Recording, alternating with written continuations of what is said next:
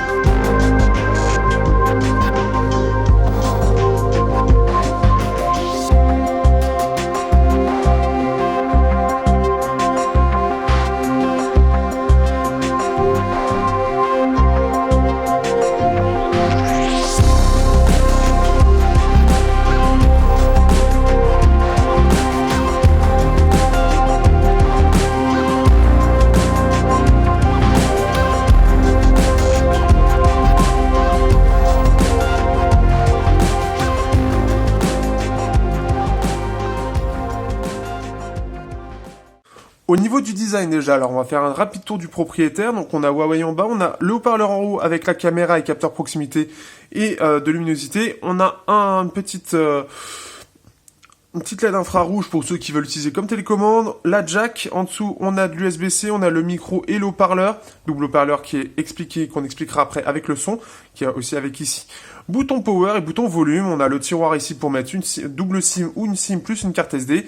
Et au dos, nous avons droit au lecteur d'empreintes, flash dual tone, double caméra et capteur laser. Donc un téléphone déjà en termes de capteur d'empreinte, le capteur d'empreinte est un poil haut mais il fonctionne bien, donc à vous de voir comment vous utilisez votre téléphone. Après on peut l'utiliser, comme vous pouvez le voir, je peux l'utiliser pour faire descendre la barre de notification, ce qui est plutôt bien, donc il reste accessible si tant est que on l'utilise même à une main, si on s'y habitue, c'est surtout une histoire d'habitude. Un design qui est plutôt réussi mais qui ne change pas vraiment du Mate 8 puisque la réelle différence est surtout l'apparition du dual caméra, une gestion des antennes un poil différente mais sinon c'est la même chose. Il n'y a pas de réelle évolution, on est sur quasiment la même conception. Au lieu, la seule petite différence qu'on a aussi c'est qu'on est sur du 5.9 pouces au lieu du 6.1 du Mate 8. Donc pas de grosse différence, ça reste toujours très soigné, un très bon haut de gamme par rapport aux finitions. Mais l'évolution est vraiment minime, c'est une toute petite mise à jour du design. Au niveau de la surcouche, alors pour les petites nouveautés qu'il y a, je vous conseille d'aller voir la vidéo complète, mais on a pas mal de choses intéressantes. On est sur EMI 5.1 avec Android 7.0, alors ce qui est bien c'est que maintenant on a toutes les notifications ici. Nous avons bien évidemment, comme pour ce qu'on a de Nougat, on va pouvoir faire du double, hop ici. Ah bon, ils ne le feront pas, mais en gros, on a du double application, du multi-fenêtre. On va pouvoir aussi, la petite nouveauté avec UMI 5.1 qui est assez intéressante, c'est qu'on va pouvoir faire apparaître le tiroir d'application pour ceux qui sont assez allergiques à voir tout sur le bureau. Donc là, c'est quelque chose qui pourra intéresser tous ceux qui vont avoir un bureau tout à fait classique, très occidental, on va dire, ou très Android. Ce serait le plus vrai. C'est une surcouche EMU 5 qui tranche radicalement à ce qu'il y avait sur EMI 4.1. Et on est sur quelque chose qui, je trouve, est beaucoup mieux réussi. On a un mélange entre du Android et du iOS. L'iOS est clairement présent sur cette surcouche. Dans le design, dans la présentation, on sent que Huawei a fait sa propre chose, mais c'est plus dans le design où il y a eu un mélange entre Android et iOS qui, je trouve, pour ma part, je trouve très réussi. Donc après, à vous de voir, à vous de vous faire forger une idée tout simplement. Mais je trouve que c'est plutôt réussi, c'est joli, c'est agréable à utiliser, c'est très bien optimisé. Il y a très peu de bugs, ça c'est vraiment une bonne chose. Il y a une grosse amélioration par rapport à ça. Donc là-dessus, j'ai pas grand-chose à dire. Le mieux c'est d'aller voir le côté complet pour voir toutes les modifications qui ont été faites sur cette surcouche en termes de design. Mais clairement, ça a été optimisé et ça a été très bien fait. Au niveau des benchmarks, on se retrouve là avec un Kirin 960, donc 4 cœurs Cortex A73 et 4 cœurs Cortex A63, les nouveaux cœurs de chez ARM en 16 nanomètres, et on fait un excellent score de 6224 points et 1938 en simple cœur. À titre de comparaison, on est carrément 1000 points de mieux que le Note 7 ou le S7, ce qui veut dire vraiment que c'est un processeur très performant. Ensuite, si on regarde sur une heure de test, on tombe à seulement 5911 points, donc ça veut dire qu'il est très stable malgré les 16 nanomètres, il chauffe très peu, c'est l'avantage aussi des 6 pouces. Au niveau des performances graphiques, donc là on se retrouve avec un smartphone qui est plutôt pas mal, puisqu'il embarque un Mali G71 MP8, donc 8 cœurs, on passe de 4 à 8 entre le Mate 8 et le Mate 9, et donc ça c'est vraiment pas mal, on fait des très bons scores. Quand on peut voir, on est quand même inférieur à ce qui est proposé par Qualcomm avec le Snapdragon 820, qui a un processeur graphique qui est très stable et très performant, donc... Le truc, c'est qu'on va voir juste après les résultats. On commence à 1700, donc à peu près la même chose que ça, sauf qu'il chauffe un petit peu, il se régule et il tombe à 1134 au plus bas. Donc ce qui fait qu'on est quand même meilleur qu'un S7, on est meilleur que le Meizu Pro 6 Plus, on est aussi bien que l'iPhone 6S ou que le Mi Note 2 qui est aussi avec un Snapdragon 820, mais on est bien meilleur que tous les anciens haut de gamme au-delà des Snapdragon. Donc, ce qui fait que on a une très bonne alternative à Qualcomm en termes de performance. Après, l'autre problème forcément, c'est que c'est très performant, donc l'autonomie va tomber puisqu'on est à 3 heures 777 minutes. Donc 3 heures, on est à peu près comme les autres haut de gamme, que ce soit iPhone, que ce soit Samsung ou autre, puisque ça consomme énormément. On peut voir l'iPhone 7 Plus fait un petit peu moins, mais lui il a 3000 mAh, là on en a 4000.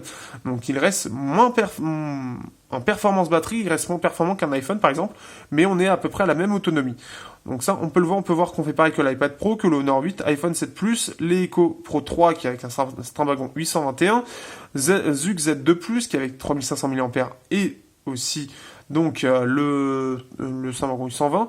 Donc voilà, on peut voir un petit peu qu'on est sur une moyenne qu'on a souvent sur des gros processeurs graphiques. Des petites nouveautés, on peut voir qu'il a une excellente mémoire, je vous laisse comparer donc les résultats, sachant que sur un Snapdragon 820 on est à plus à 250 que 542, ici on est sur quelque chose de normal, ici on est un petit peu mieux que la plupart des Qualcomm avec 93 au lieu de 80, 70, donc là, et on a en random, écriture random, là c'est assez bas, mais on peut voir que Huawei a mis tout sur la lecture et c'est une très très bonne mémoire, ce qui explique aussi sa très grande vitesse qui est annoncée un petit peu partout et sur les speed tests.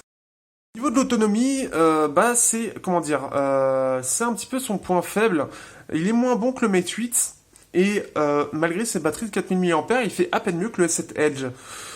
Donc ça a été une déception, ce qui fait que j'ai fait entre 5 et 7 heures écran allumé. Donc c'est assez large, surtout en 7 heures en Wi-Fi. Mais on est loin de ce que proposait le Mate 8 avec, c'était plus 6h30 à 8 heures.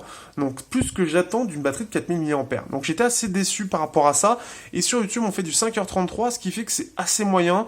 Sachant que par exemple, la Idol 4S avec un écran 2K AMOLED et un Snapdragon 652, qui est censé consommer bien plus, fait lui par contre 7 heures.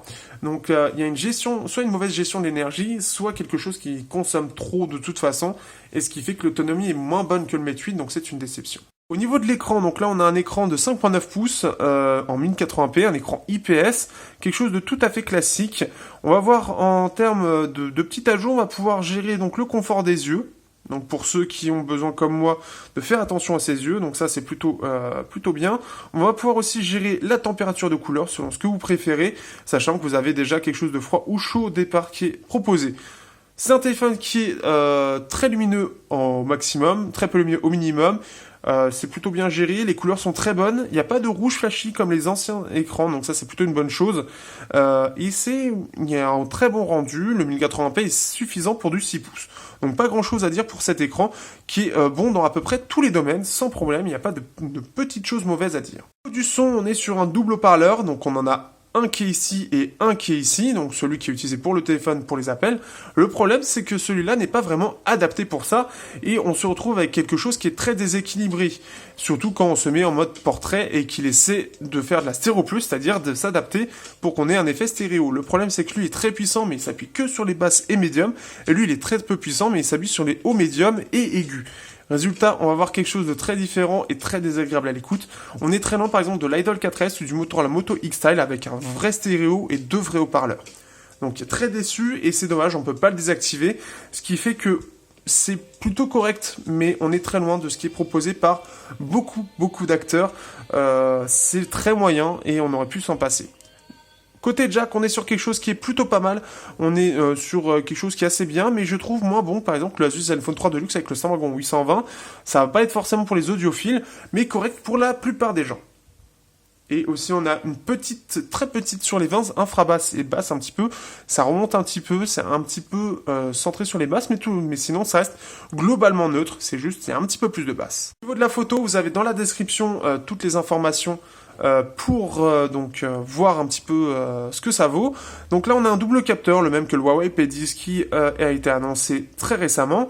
Donc c'est un capteur monochrome 20 mégapixels avec un capteur 12 mégapixels et en ouverture 2.2. Et c'est son plus gros problème, c'est qu'il a une ouverture qui est assez grosse, donc très peu de lumière qui rentre par rapport, par exemple, au Galaxy S7. Et donc, résultat, autant de jours on peut faire de très belles photos, autant dès que la luminosité va venir à manquer, comme par exemple en intérieur, où c'est beaucoup plus limité, ou le soir ou la nuit, les photos vont vite devenir assez mauvaises et ne pas tenir la comparaison avec la concurrence. Donc ça, c'est assez dommage pour un haut de gamme de fin 2016, début 2017, de ne pas s'être adapté par rapport à ça et d'avoir des photos qui sont au final assez moyennes dès qu'on va avoir une luminosité qui va descendre. Donc ça, c'est vraiment dommage. Il va pas tenir par rapport à la concurrence, il va être moins bien. En termes de jeu, donc là, on se retrouve avec un Mali G71 MP8, donc comme on l'a vu plus tôt.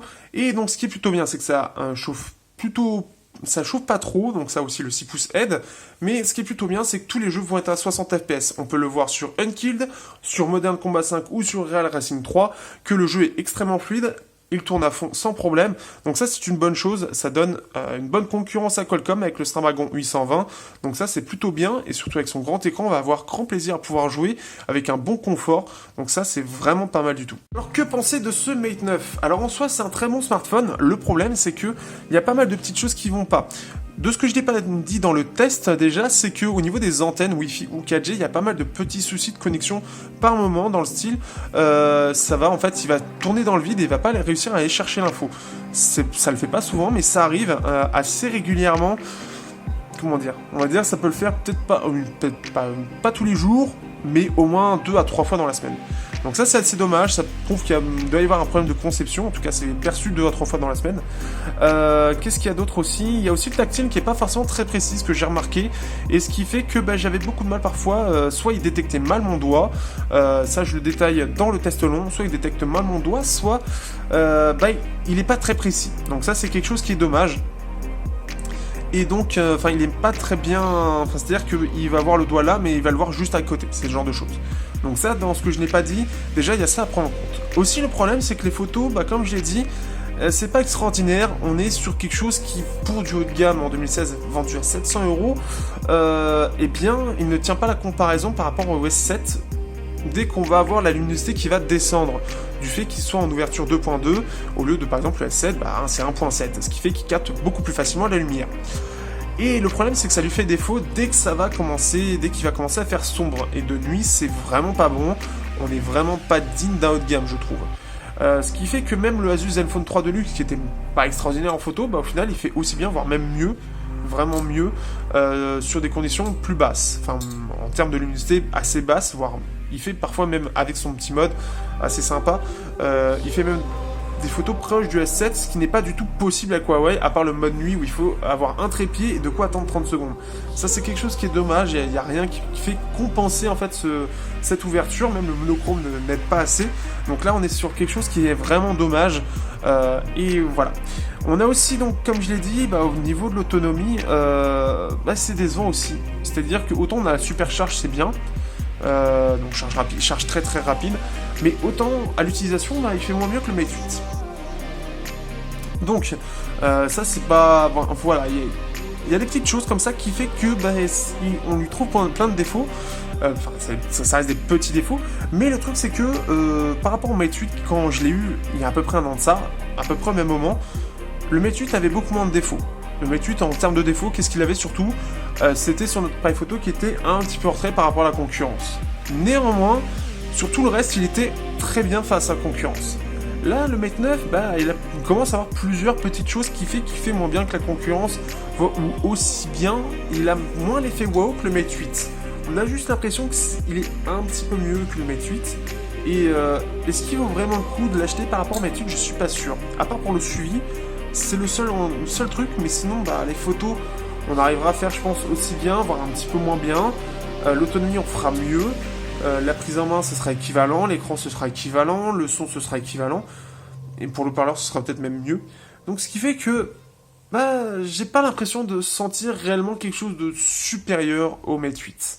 J'ai l'impression que ça stagne un petit peu, et c'est un petit peu ce qui va se faire, je pense, avec le Huawei P10.